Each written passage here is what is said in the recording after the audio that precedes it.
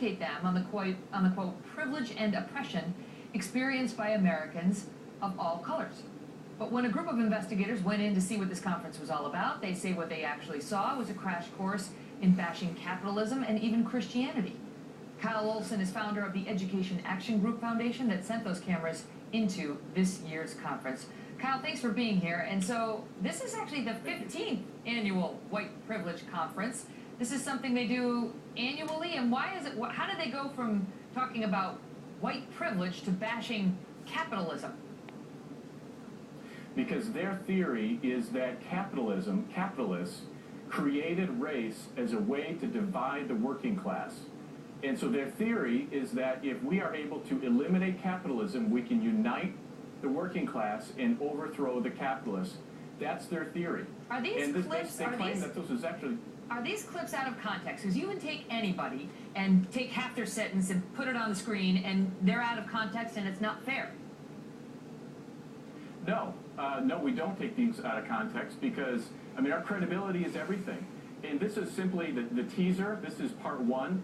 We have 4 parts that are coming out at progressivestoday.com all this week where there will be more context, more inflammatory statements, and so people can go to that website and judge for themselves. You know, I look at the events and the lectures that you guys covered that were offered there. Here's one for the audience, an example.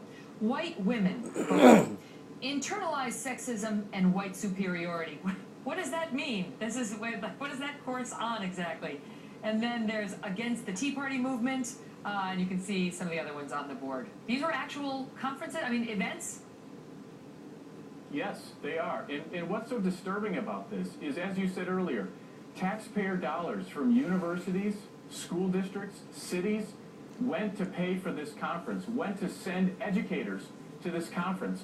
And one of the clips that we'll release later this week, one of the speakers actually says, we can't talk about the Reconstruction in 11th and 12th grade. That's too late. We need to get to 4- and 5-year-olds. Let me ask you this.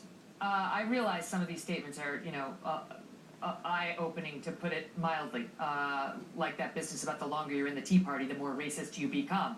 However, some of the message they seem to be raising speaks to, privilege that you may have and you may not even know. For example, they say in this video, I'm privileged. If I want to, I can arrange to be around people of my race most of the time. I can go shopping, fairly assured I won't be followed or harassed. I can be pretty sure if I ask to speak with the person in charge, I'll face a person of my race. Things like that sort of stop people who are white and make you say, you know what?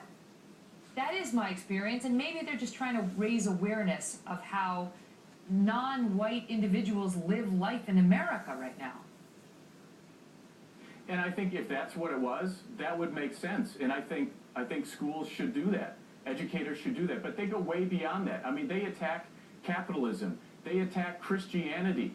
They attack the Enlightenment, because the Enlightenment brought about the individual and the importance of the individual versus the collective.